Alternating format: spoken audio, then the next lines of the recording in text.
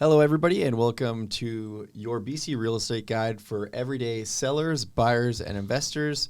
I'm here today, myself, Garry Voigt, alongside CJ Christensen and Donna. You guys say hello. Hi. Hi, everyone. And today we're talking about a really exciting topic, or a topic that at least we get asked the ins and outs of a lot, and that is a subject to sale offer. This comes up a lot with our clients, wondering what it looks like.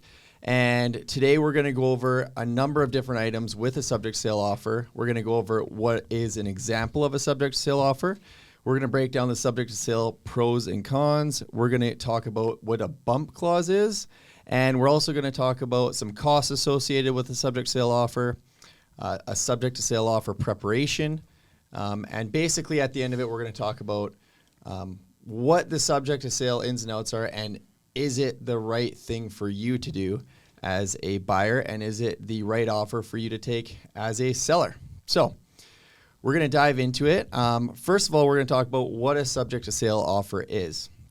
Now, a subject sale offer is when you make a purchase on another property, when you make an offer to purchase, including a subject to the sale of your property, meaning that you're not going to firm up the purchase of a property until you know for sure that you have a firm sale on your property.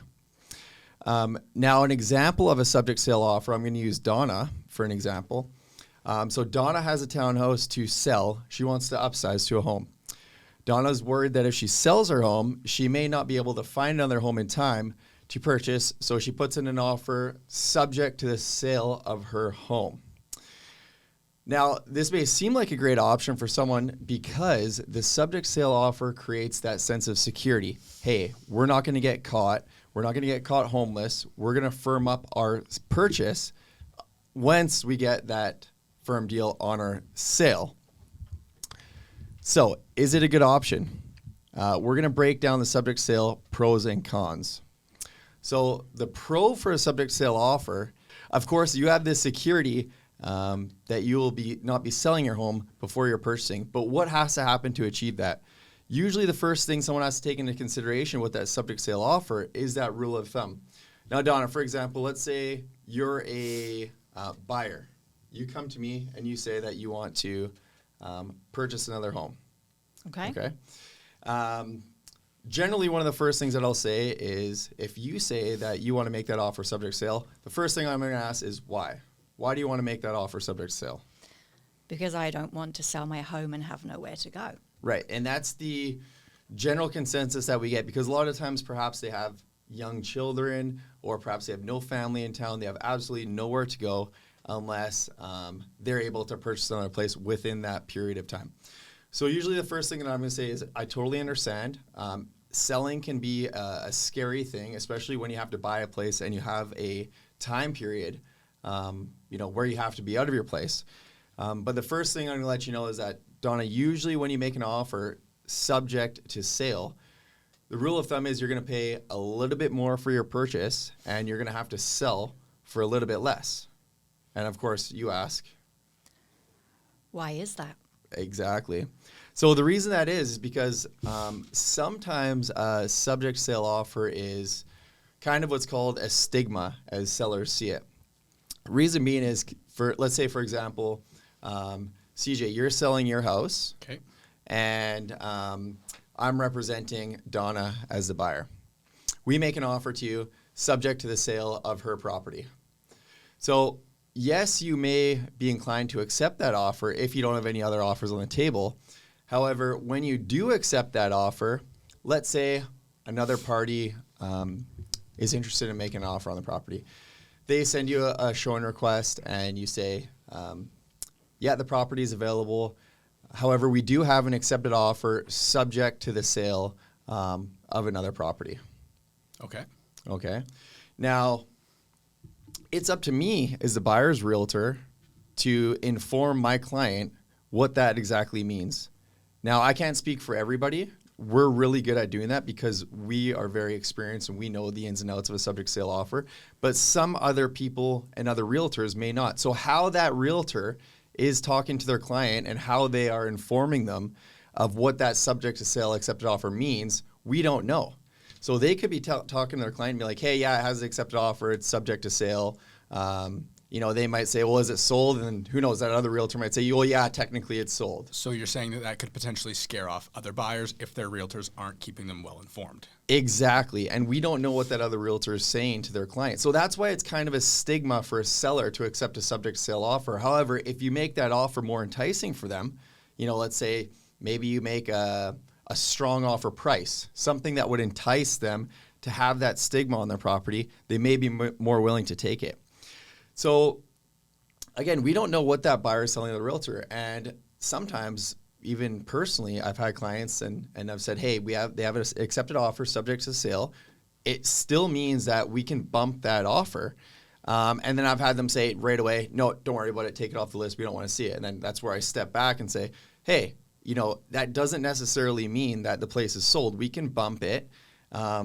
It's still worth taking a look. And then they go, oh yeah, well, if we take a look and the sellers or the current offer, they remove all their subjects when they get the time notice. We don't want to fall in love with it just for that reason, right? So there's that stigma. We don't know 100% if that showing's still going to occur.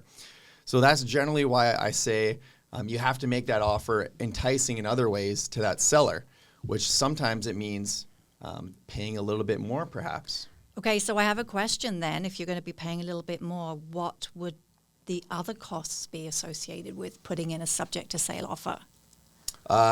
Good question. So we're going to go through another scenario here. So we're going to use Donna. You're the buyer. Okay.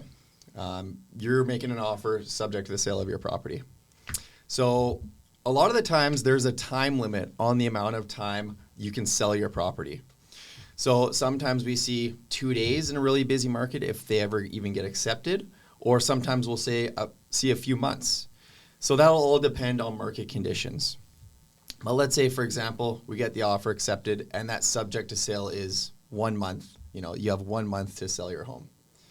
A lot of the times, if it's an experienced realtor, they'll want to show some skin in the game for that buyer because they know that there's going to be a little bit of a stigma on that property. So they don't want them to just freeload and who knows, maybe overlist their property or who knows, right? So a lot of the times they'll make the remaining subjects, like all the standard subjects, subject to inspection, financing, getting quotes for property insurance, reviewing the property disclosure statement and title, all due within 5 to 10 business days, which would be the normal amount of time to remove those subjects, right? So what does that mean? So we've got the accepted offer. It's subject to the sale of your property. Now they want us to remove all of our other conditions within 5 to 10 business days. So that cost could mean you have to pay for a home inspection anywhere from $400 to $700, depending on how big the property is. And you may have to pay for a bank appraisal for your financing, which may be anywhere from $200 to $400. So right there, you could be into almost $1,000. And the thing is, with every subject to sale offer, there's usually a bump clause included, meaning 4 hours after you do that home inspection, they may get another offer, not subject to sale, and they can give you 24 to 72 hours for you to remove all your subjects, including your subject to sale. And of course, you haven't sold yet. So you wouldn't be able to remove that subject. So that's when it comes time, are you going to remove it and now go into the whole reason why you put in the subject sale offer? Are you going to risk it?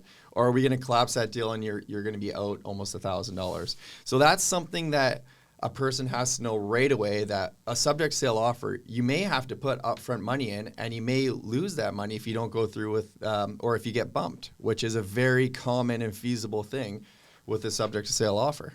So, Gary, is it possible that instead of, like you said, paying for the appraisal and the inspection, which could run you up to $1,000, is it possible that you could negotiate with the sellers and potentially get the inspection and appraisal done once you get a firm offer? Yes, that is possible. And again, it all depends on market conditions. If the market's pretty slow and that's the only offer they've got, they've been on the market for a while, then perhaps the seller's agent will be more inclined to, okay, let's accept the offer. Let's let them go through the steps of their selling process and get their place on the market, and then let's see what happens. But if we're in any sort of market we've been in the last 5 years, that's most likely not going to happen. They're going to want some skin in the game, as they'd say. Yeah, no, that makes a lot of sense. the sellers want to make sure the buyers are serious enough to pay $1,000 for the appraisal, the inspection. Exactly. And another point to make is the sellers may not be as inclined to negotiate on the subject sale. So like I said before, some people think that they're going to be getting a good deal as well, making a subject sale offer. And a lot of the times that's not the case. A lot of the times their negotiating power is gone down substantially because they have that subject to sale in there. So in a normal offer, everything's up for negotiation for the most part, right? And then you might have some leverage because, hey, it might be a strong offer in this sense, that sense, or this sense. But when you include that subject sale offer, that leverage goes down substantially.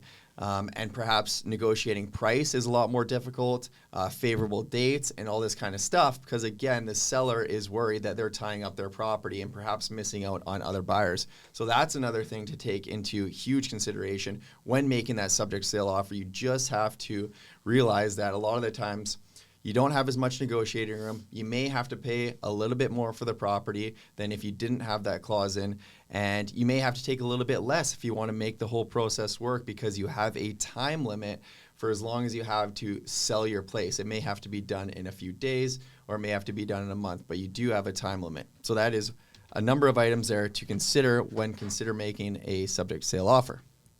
So we're talking about all that. Now let's talk about what a bump clause is, because there's a lot of aspects to a subject sale offer. We're not going to cover everything here, just for general knowledge. This is more for general knowledge, and we're trying not to confuse anybody, but this is for the public and their education and general knowledge.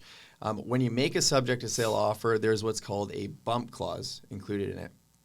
Now that bump clause is anywhere from what I was saying before, anywhere from 24 to 72 hours generally, meaning that if the seller gets another offer if they accept another offer in backup position, they are now able to give you 24 to 72 hours, depending on what's agreed upon in the contract, to remove all of your subjects.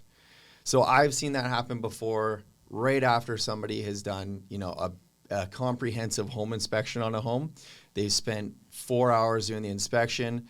We've negotiated some items and stuff like that, and then a day later, the sellers received another offer, non-subject to sale, and gave us what's called the bump clause, meaning that we're going to have to remove all of our subjects within 24 to 72 hours, and if we don't, our contract is null and void, and that contract in the backup position then goes into place. So this can cause a lot of heartbreak, because a lot of the time when people are going out shopping, they say they're not going to, but they end up falling in love with the place. They end up just absolutely loving it. They're seeing where their furniture goes. They're envisioning their family here, their life here, and they get excited, right? And again, if it's anything like this market we've seen in the past 5 years, there's a strong chance that you may get bumped and you may have to terminate that deal unless you just want to move forward with that offer without the subject to sale. Okay, so one of the things, and I guess you have to make sure of if you are making a subject to sale offer, is that your home that you're selling is 100% ready to go to market. Yes, that's another good point. So again, Don, if you approach me, you say you want to purchase a place subject to the sale of your place, the first thing I'm going to say is we got to get your place prepped and ready to go to market. And the second thing we're going to talk about is price, because you're going to have to price your place at an appealing price. A lot of the times, if the selling realtor is a good realtor, they're going to drill you. They're going to say, what are you listing your place for? What's it like on the inside? Has been any upgrades done? And they're going to do their own market analysis on your place. So we better be prepared to list it at an appealing price. Again, we're trying to entice them to accept this subject to sale offer. So you as a seller, not only do you have to have your place prepared, and that's where you have to talk to your realtor, because we'll have to get photos, videos, measurements, everything done beforehand so that we're ready to go to market immediately once we get that accepted offer. And again, if the listing agent is a reputable agent, 9 times out of 10, they're going to ask what you're selling, what you're listing it for, and how soon you anticipate it to sell. So all of this stuff has to be prepared, and all your ducks do have to be in a row. Mm-hmm. Okay, so then walk us through the worst case scenario. So subject sale preparation. So that's huge.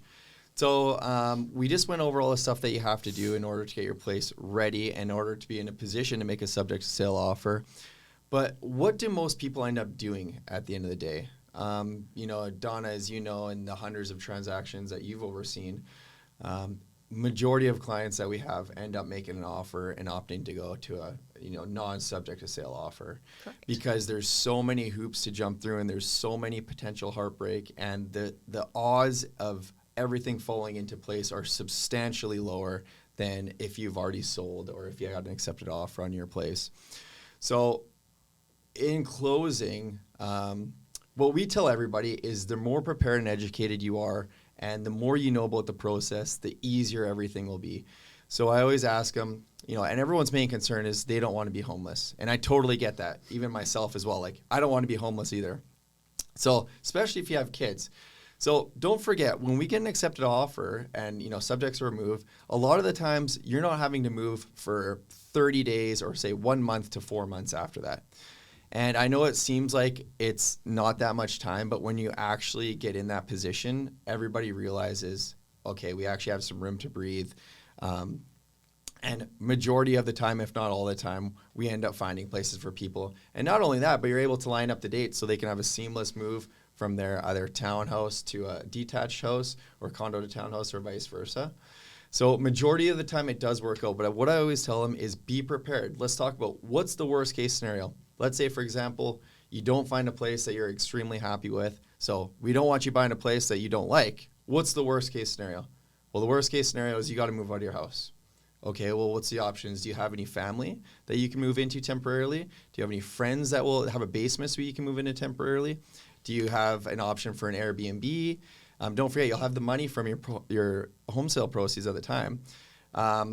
Basically, we pull together all the options, and if there's one of those options that somebody has, usually they do, whether it's family or an option to Airbnb or friends that will shack them up for a little bit, then we'll say, okay, perfect. So there's no pressure. If we don't find a place that you're 100% happy with, you can move in with your friend, and let's plan for that. If it's coming till a few weeks before you have to move out, okay, we're not freaked out. We've been prepared for this. Let's get our stuff into storage, and we're going to move to so-and-so's house. So it's not a big surprise, and you're not stressed out. Like, we knew this from the beginning. That was the worst case scenario, and we prepared for it. So I would say that's one of the most important things to consider when selling. And again, a lot of the times it does not come to that, because as people see, like if you're looking for a detached house in Langley, and you've seen 10 homes that you would be happy with hit the market in the last 2 weeks in your price range, well, we're quite confident that we're going to find one within that, 2 to 4 month period, right? If you're looking for a one-off diamond in the rough or a custom home or something like this that only comes up a few a year, well, perhaps we would need to plan, a plan B and have that into place, whether you can move into friends, family, or you can rent perhaps an Airbnb or something like that. So it really depends on what you're looking for as well. But like I said, majority of the time, people do opt to sell first because they're able to get a better deal and have more leverage on their purchase. And majority of the time, it all works out. Everybody's happy.